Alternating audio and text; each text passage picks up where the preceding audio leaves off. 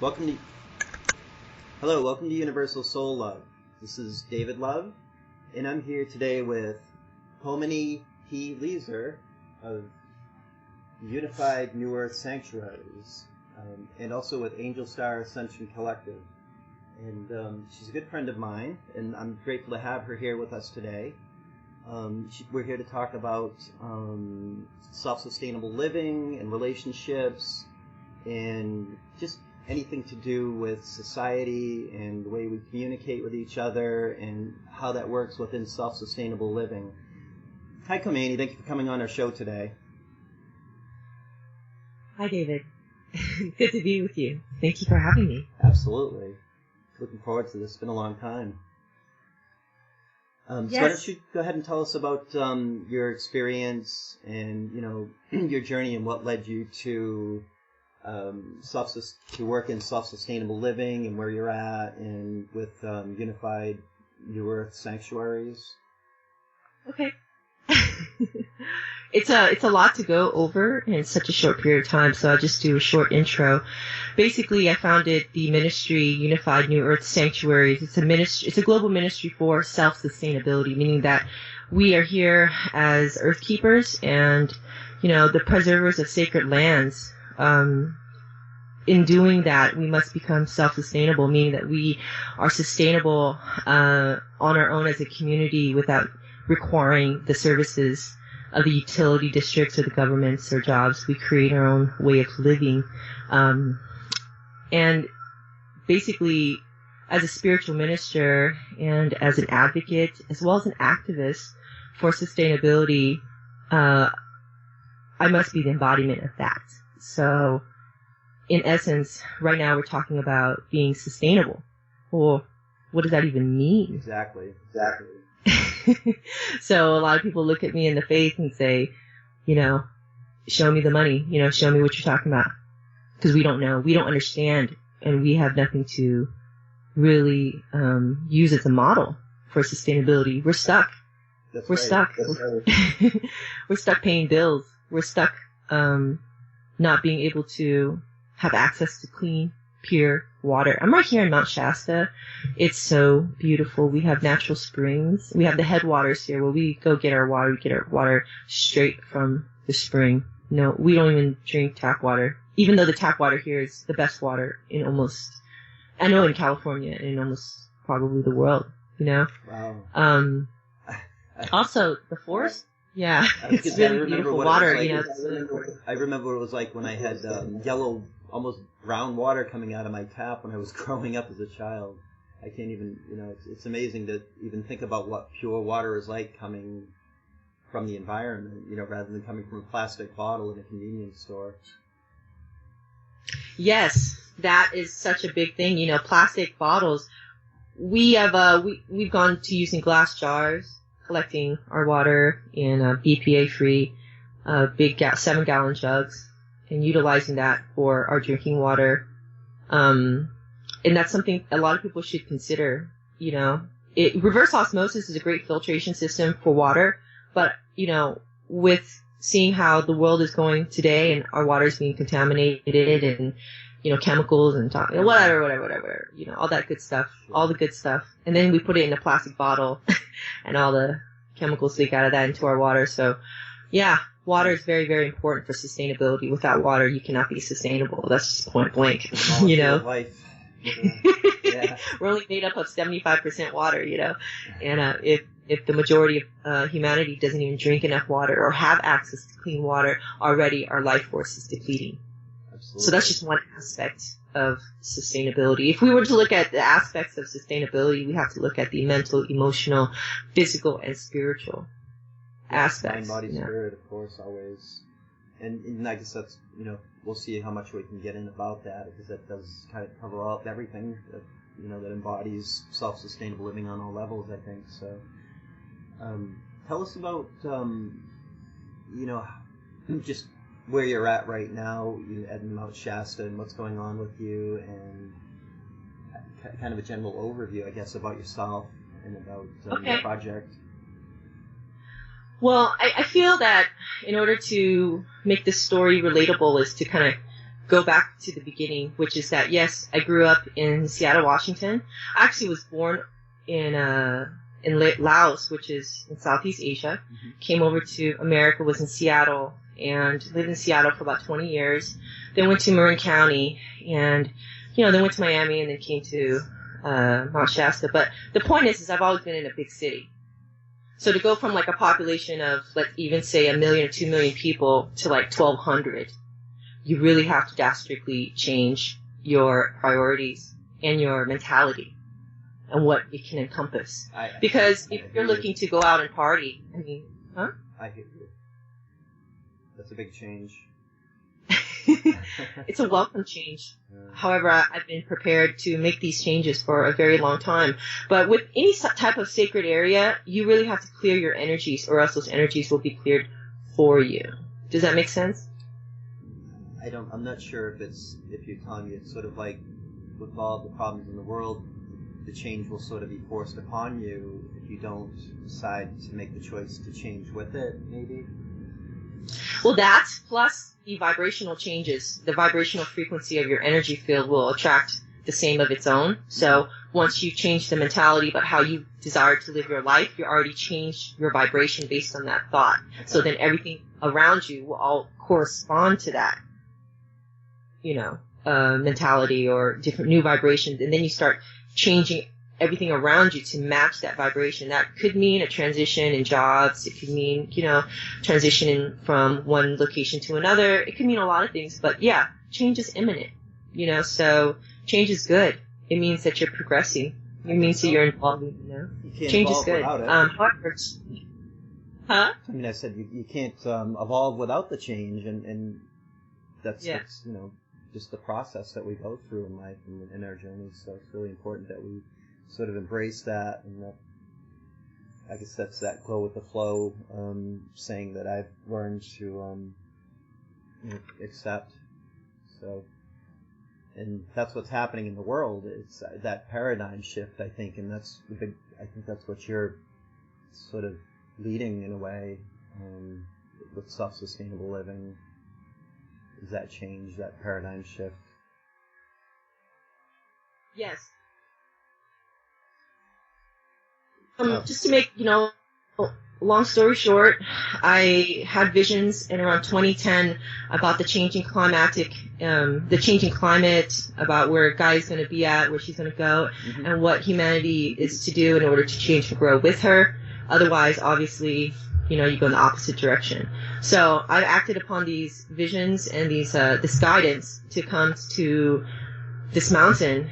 I've been on this mountain for many, many, many lifetimes. And so I feel a closeness and a connectivity to it than, the average tourist or Joe, who doesn't have that, let's say, resonance, that remembrance. Mm. So yeah, my footsteps led me here in such a manner, and the doors have just been like totally wide open since I've gotten here. But that didn't mean that the road leading to here wasn't rough. Life's testing challenges once again. So what I mean by saying, but the thing about it is that this is a sacred area, with sacred energy, and you must be in a reverence state. In a reverent state of being in order to really access what it is the elements and the guardians and the many kingdoms that reside here are communicating with you. They want to work with you as long as you do right by the land, and you do right by God. You do right by the fellow man. So as long as you do right, everything will come together and work. Because right now, if humanity doesn't, I hate to say it, but get it together, they're going to see their buildings crumble around them. They're going to see their houses become, destroyed by these climate changes. They're not going to know how to get fresh water. Yeah. They're not going to know how to do anything, because not only are they uneducated, but, in their density states, they have no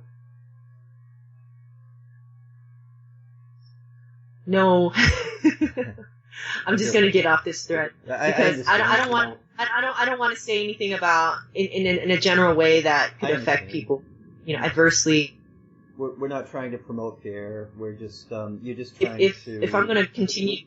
Yeah, exactly. Yeah, totally. Yeah. You know, so, Kommany, let me go back to my story. Huh? Sorry? I had the same vision that you had. I actually had it back in the mid-'90s about the mountain and the climatic change. And so I know I kind of share your vision, and I know what you're talking about, and I've seen sort of the same thing in my mind and on the inner plane, and I guess that must be why we're connecting. But this came to me so long ago, and I also saw other things and even the other people that we're working with in our expanded circles, the relationships that we have and the projects that we're working on together. And I agree with you, everything that you just said, and I don't know what more to say about that part of it, really. Well, that's the thing, David, is that the reason why we are, let's say, attracted to the energetic movement of the new earth and the new consciousness that is rising within all of us, really the reality of it is that we all had these visions. We all know what's going to happen, and our feet are just moving towards that progressive state.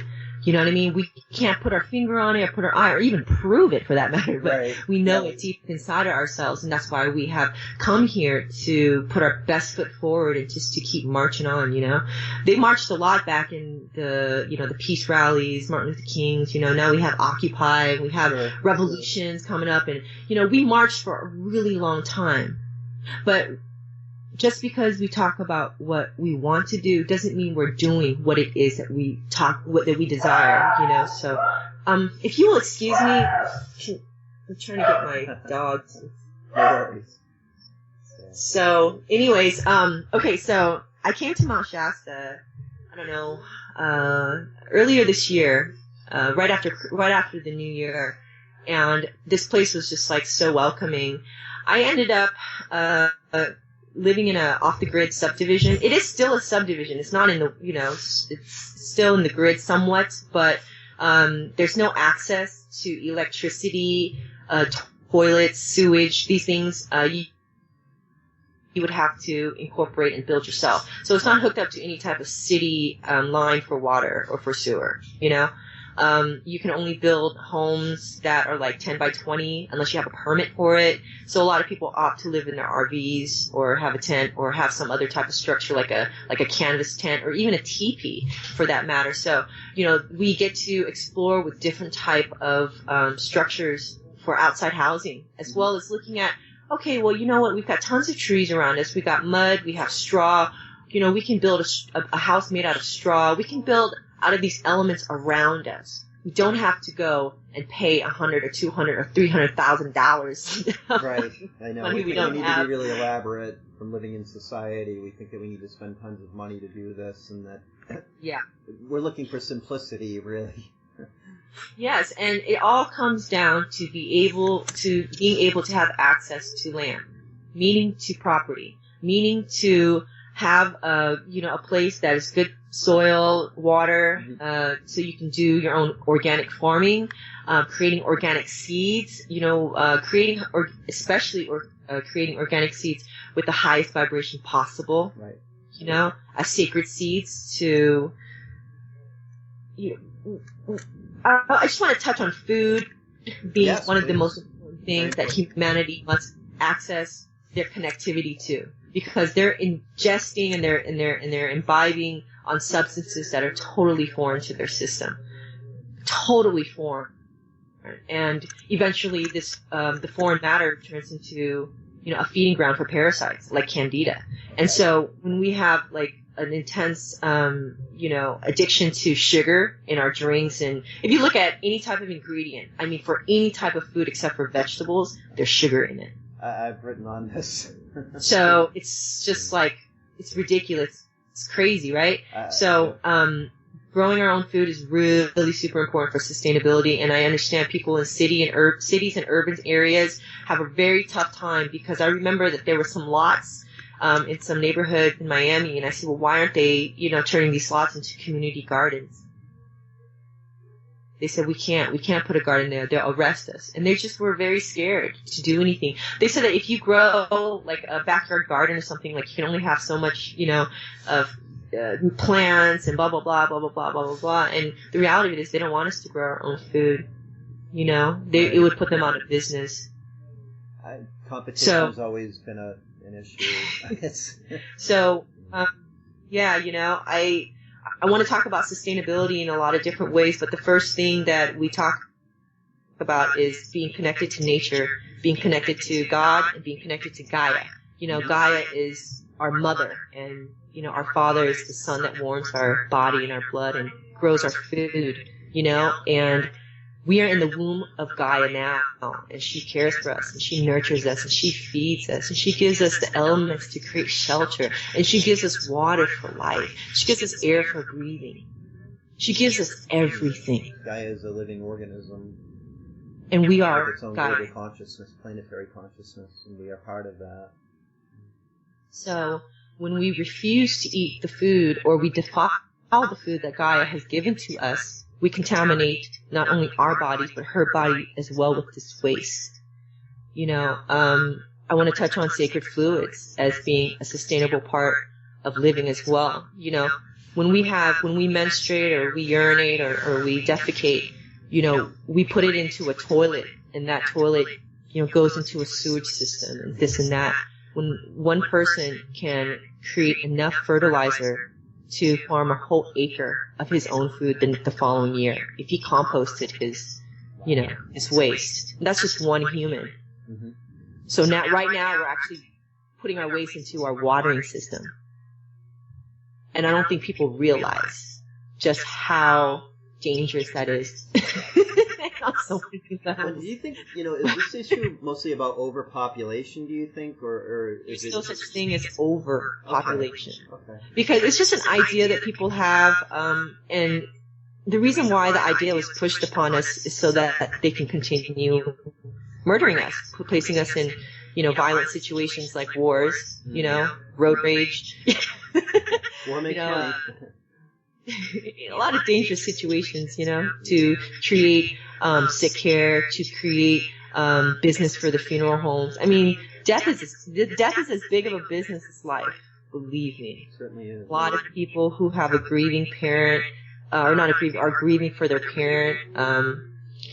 All the way up to when you start feeling the effects of the toxicity you've been, you know, ingesting all your life.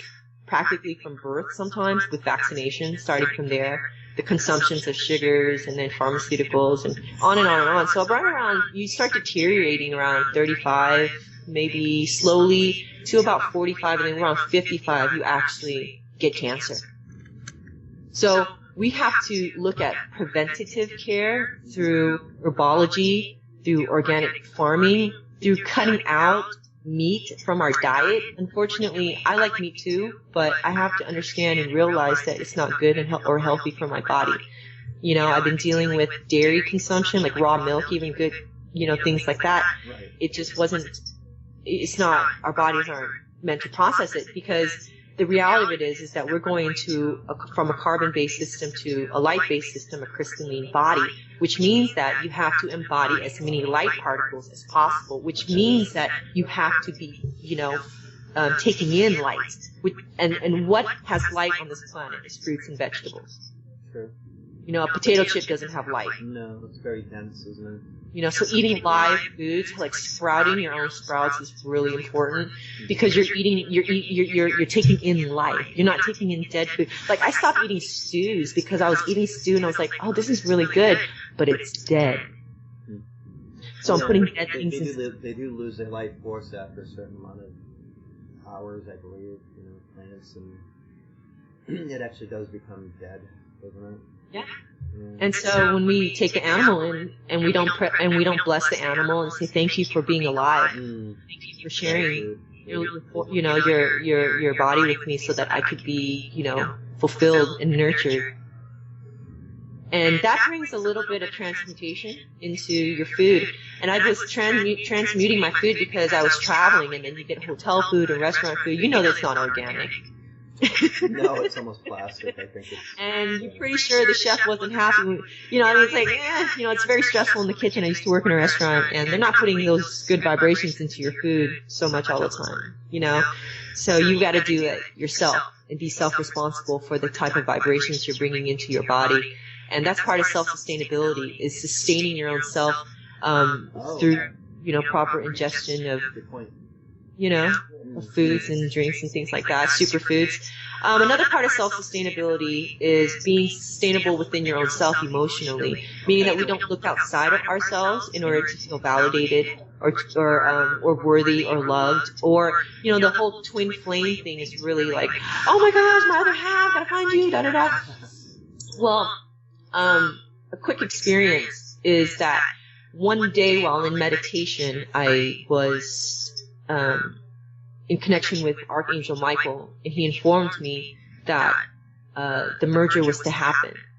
The twin merger, was to happen within me.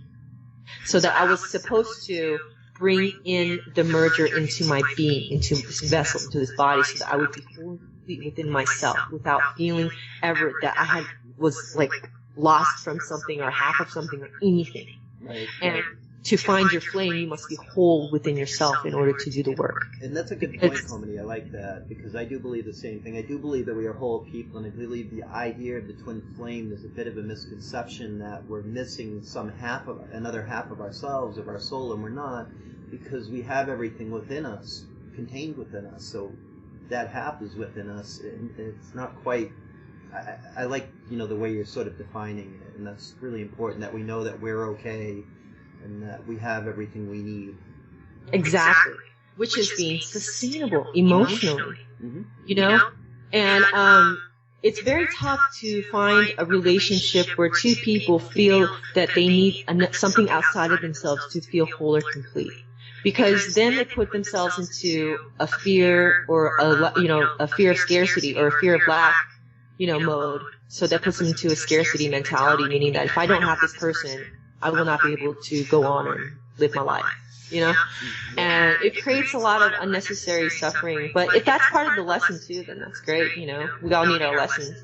However, for sustainability, true sustainability, you must be whole and complete within yourself and acknowledge that you are male and female in one body, where you are the particle of Mother and Father, Creator, Prime Source, Father, Son, Mother Gaia. They've merged in order to give us life. That's true, because consciousness does not have gender, and the self does not have gender. It chooses to within life, but we are all the same. We come from the same source, and we are all the same vital essence, which is consciousness. And so that's another great point.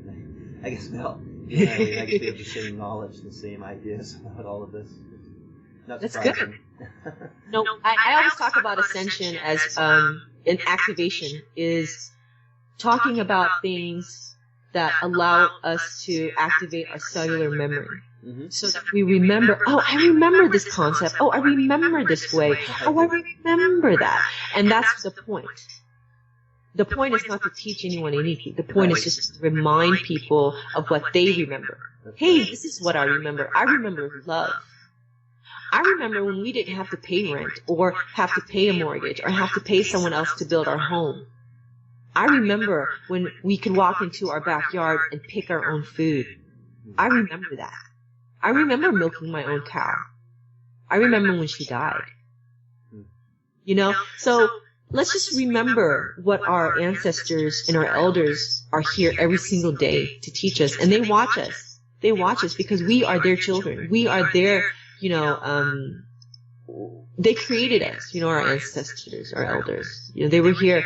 And so since I got here, it's been incredibly amazing. I've been in touch with the Native American Church and with a lot of the Native tribes out here and the people, and it's just amazing. I went to the reservation down there in New Mexico, and New Mexico is just like, wow, so incredibly powerful, those energies, and I was visited by a woman named Whispering Willow, and she told me of the time that we spent together walking that region and saying, your purpose now is just to make sure that you bring as many people home with you as possible. Right, and I do agree. That's what you're doing. I guess maybe that's what I'm trying to do as well, speaking with you. Well, I'm glad coming home.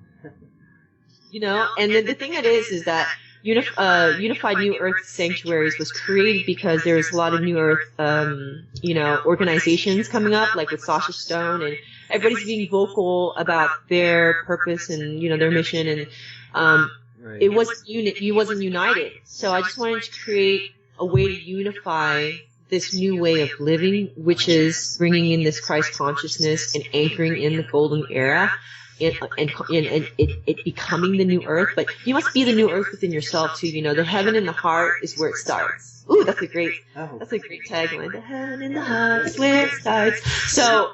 You ever turn that into a post for it to send it out? The heaven in the heart is where it starts. Living is doing, and the beauty of it is that now that I'm here living what I've been talking about, I feel so immensely grateful for this opportunity to share with my family, my soul family, my star family, my online family, my physical family. I really consider everybody like as brethren, as brother and sister, because everybody has that spark inside of them, that God spark, that flame. And that sanctuary that we talk about is really the home of the heart, the heaven inside the heart. And so when we say unified New Earth sanctuaries, it's a unification of the heavenly heart on the new earth. So, That's amazing. yeah, it's a different way to approach spiritual awareness, that's for sure. Our tagline is awake, activate, ascend.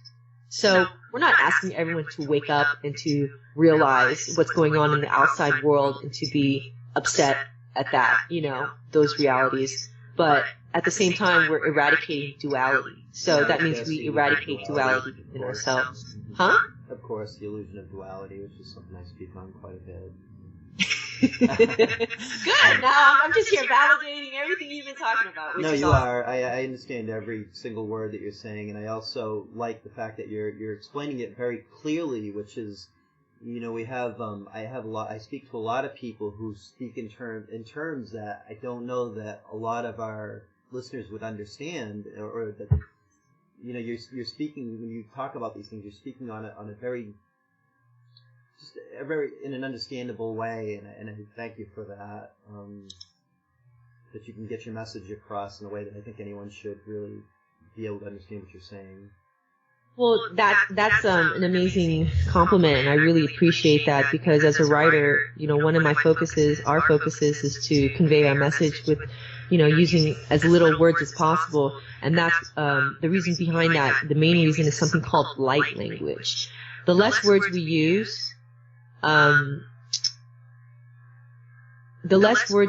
more skillful we become at manifestation, because thoughts become our reality. So whatever we think and we put it into word form, it starts manifesting within the universe. And then if you have a contradictory thought, it cancels each other out, or whatever. Which way it goes, this is like the law of polarity. What goes up must come down, all that good stuff, So if I sit here and go on and on and on and on and on about things that people don't understand, they're going to have a thought about it.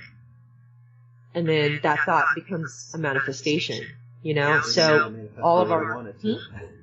Huh? And it may not manifest the way we intended it to either, just because of the confusion. So.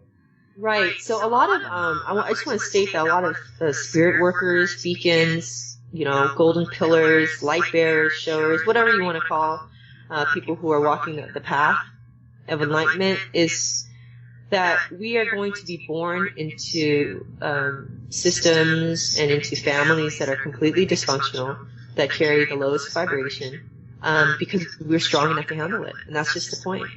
We say, oh my God, everybody hurts me, I'm too loving, I'm too giving, I'm too nice, everyone cries about just how this and that, they get trampled on and manipulated. And I'm like, that's the point. That is the point. Lana would love to have been here to do this interview with you. I can't wait to replay this for her, and I know she's going to want to do another show with you about this, all of this. She'd be in her, I totally look she'd be in forward her to glory it. with this. Yeah, unifying the goddess feminine divine essence is also a priority and goal for the collective and for the ministry, is to unite the goddesses, the mothers, The mothers are the creators of comfort and nurturance, and we need to nurture the men on this planet because there's a lot of sickness and illness that are going on in the programming, that are just kind of like embedded in the male psyche, in the patriarch society. It's just very tough to navigate your spiritual aspects, let's just say that, through those, Now, can I ask dark... you, Kommany, I'm sorry, because I just had a thought. Now, you mentioned being an activist. I think I heard you mention guardian. I think that was more in reference to Mount Shasta, but because that's a word that I use. What is it that, sometimes I use different labels, which it only has limited use when we talk about light healers, light workers, light warriors, spiritual warriors, guardians. What in activists? What is it that we are supposed to do with the global issues? Are we supposed to abandon society and walk away from all of this, or are we to continue to try to save? The other day I heard there's about 1,000 lions left in the wild, and Alexander Meters of Galactic Connection is trying to save the rhinos in Africa right now. And my sense is with climatic change and everything that's going on and all of these things, is that useful to us at this point to try to save what's left, or are we to just sort of walk away from this? Okay. Well, there's no walking away from anything, because it's always in our face in some way, shape, or form. We're on a third dimensional, density right now, so everything is going to be, it's going to seem real, but remember, we're in a matrix of illusion. Sure. Okay. So in this matrix of illusion, we came as creators. We came to create within this illusion.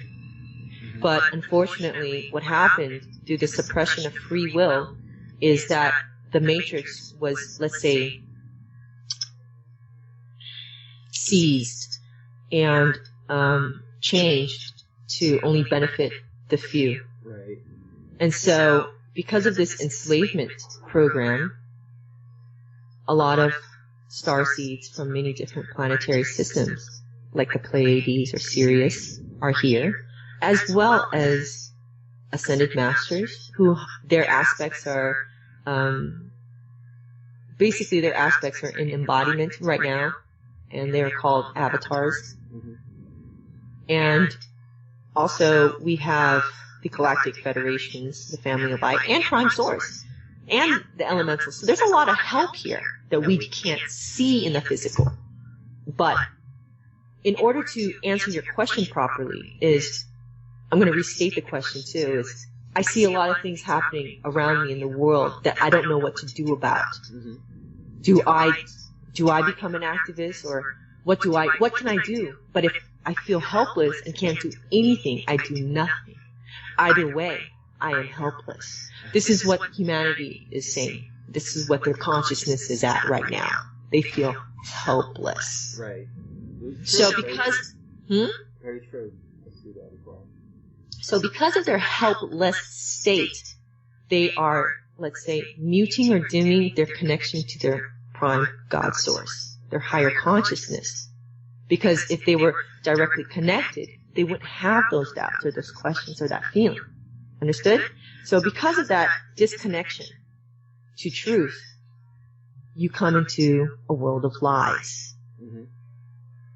So if you are in this world of lies, where let's say a movie program is playing, and in this movie somebody is murdered, and you saw the person murdered, and you say, oh my gosh, should I do something, or should I just do nothing because I'm so scared for my own life? It's always that point. Now, if you had something like no belief in fear, then it's quite possible that you could have, changed or altered that scene. But if you feel helpless, then there's no way you can alter that scene, because you would be too scared to do anything at all.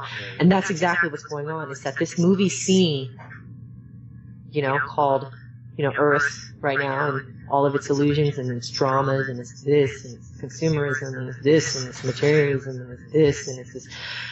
constant treadmill, you step off that treadmill or you fall off.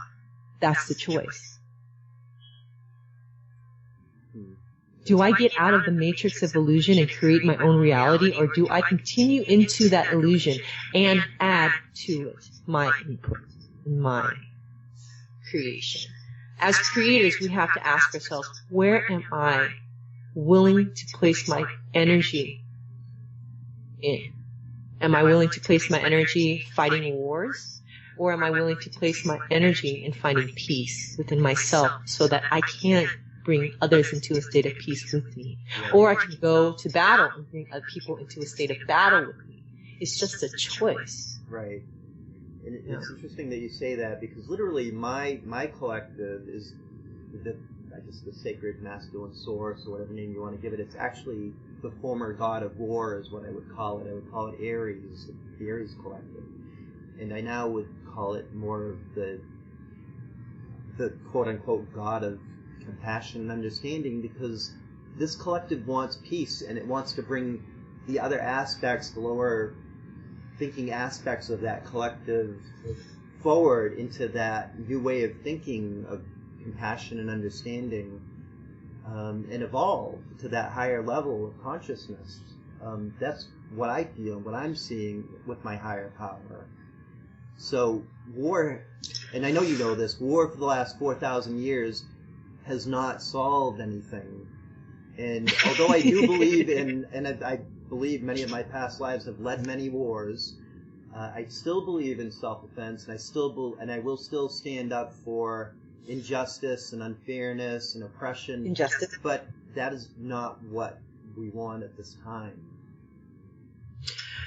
Well, the first thing, okay, so I touched on emotional sustainability, and I touched on, physical, kind of environmental sustainability. Just, it's such a broad subject,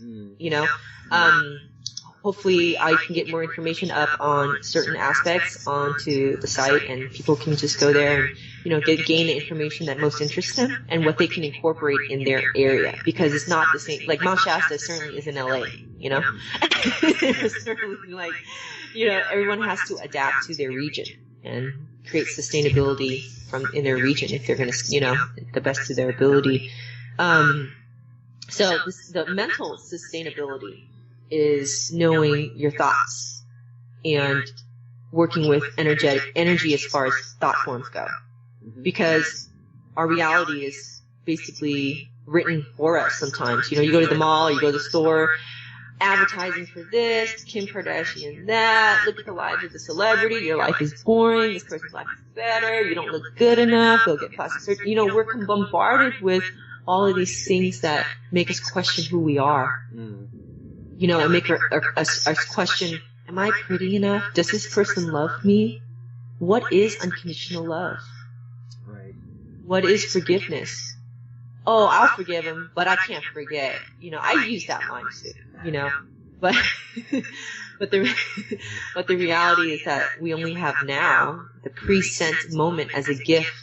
So our presence is a gift here. And we must continue to be a blessing and not a burden on our planet and on ourselves. The first thing we've got to do for mental stability or sustainability is to just really conquer our wayward thoughts and to separate outer thought forms from inner thought forms. And that I know we do that. We can do that under meditation and through self-hypnosis, and we can observe our thoughts and feelings by going within and doing that inner self-exploration and looking at those things carefully and developing our true beliefs and values and our true self, authentic self, and developing our integrity and knowing what we stand for. And that is how I connect with my higher power through that process. And it was a long process, and it was an arduous process, and well worth it. It is well worth it when you find the ability to be silent, be still, and listen. And to really focus on no thoughts. So there's this exercise where if you have a lot of thoughts, because I used to have mad insomnia, I'd be up writing all the time, just a lot of, things coming through. But what it is that, you're going to get thoughts. But because you haven't realized that you are not your thoughts. You keep thinking that you are these thoughts. I can implant a thought in your mind through telepathy, through an energetic exchange. I can influence you in that way. And if you're not strong psychically, and you don't have your you don't have your filter up or whatever, your discernment up, I could totally get you to do things. And then there are entities in the universe that unfortunately do that on this planet, and that's one of our issues, I think, is that we're being influenced that way by those parasites.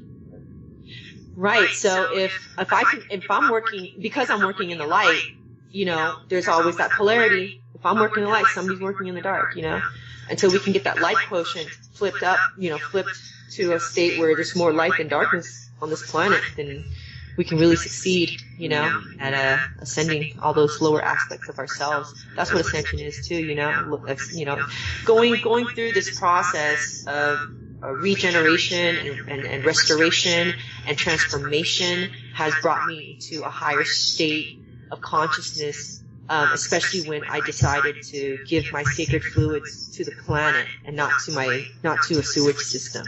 Do it in a healthy way and do it in a blessing way, and thanking Gaia, thanking her. So thank you for taking this for me. Thank you for creating me, and just even using the moments when you go, when you go to the bathroom or whatever, just continuing that blessing. And menstrual blood is something that a lot of women are programmed to feel ashamed about, and to use devices that are unhealthy for their bodies. Right. And I just this is just for the female audience, but the male audience can benefit from this as well. Please is that? Please do. Your menstrual blood is sacred. That sacred fluid has, created many healings over time here on planet Earth. The woman is to be cherished. As we are in the womb of Gaia, we must cherish the wombs of the mothers that carry the life of Gaia within her. And our blood is to, show us who we are. It is embedded with our sacred energy, our vibrations, with our memory.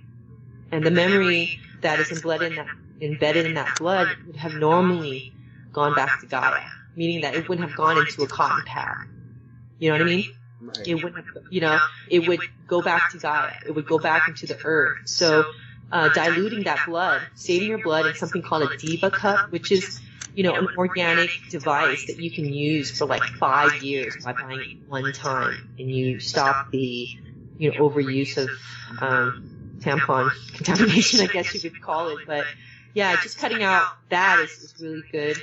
It's sustainable as a woman, And anyways, so diluting that with water and feeding them to your plants or to your farm, to your garden, and then you're taking that life force within you too. It's very, very, very, very healing, and there's nothing to be ashamed of. So when women or when young girls at around 12 or 13, they start getting their blood, they're like, oh no, I'm so embarrassed. I was wearing white pants or this or that or this, and just not having the right foundation to understand that they are reaching a time of the most sacred purity, the sacred innocence of a what would they call a young girl's blood, It could really heal the earth, the planet, everything, if we just took in that sacred energy. It's a very spiritual way of looking at it, sure. Yeah. I mean, this is just a private thing that people, can research and do on their own. But I heard in the Native American tradition, when the warriors came home and they were injured, they would use women's menstrual blood to heal them, and it worked very, very well. So even now they're playing with the placenta and the embryo. You know what I mean? They're playing with these things because they know that the woman's blood is very healing, very sacred, and it creates life. So just remember that, ladies, I love you so, so much, goddesses. Just remember who you are, and remember that we're all here, together, united. Yes, we are. And we are about to wrap this up, I think, just because Okay. I'm not exactly sure how this will fit in with all the different networks that I put this on. So we can do this again. This was really informative, Kommany. Thank you so much. And I know that you like to go by Pure Angel Kommany. In the past, you haven't. You said you still do that. Could you give us a web address or where people can get more information about what you're doing? Some of your posts. Right. Yeah, of course. Well, Unified New Earth Sanctuaries, we're actually putting up an online store, and right now it's very exciting time for us because we're going to be able to produce Ascension apparel and Ascension products and Ascension medicine, things at the highest vibration. You can find us on Facebook right now. We're setting up the website. The website address is angelstarscend.com, as well as my profile online is Angel Star Messenger, as well as Kommany Leaser. However, you can find information to contact us if you'd like. We always look for individuals who are willing to volunteer or donate their experience, education, time, or energy to the cause. We're growing very, very fast, and sometimes I have to stop myself from doing too much, but the reality of it is that everybody on this planet right now is benefiting from these movements that we're all making, and I really appreciate you, David, for broadcasting this information out and for being part of that unification. So I really am so deeply grateful to you, grateful for your work and your energy and for your presence here. And I look forward to talking to Lana really, really soon too. Yes, we'd love to do this again, the two of us with you. And this was a really exciting show. And I'm so glad that we were able to finally do this and that I was finally able to connect with you after so many months. And we've been sort of chatting off and on for many months now, and it's just amazing to finally connect with you and have this conversation. And I hope to have many more with you in the future. Okay, I'm going to sign off, and I thank everyone for listening in to our show with Kommany and Unified New Earth Sanctuaries, and we will see you next time on Universal Soul Love. Thank you, Kommany.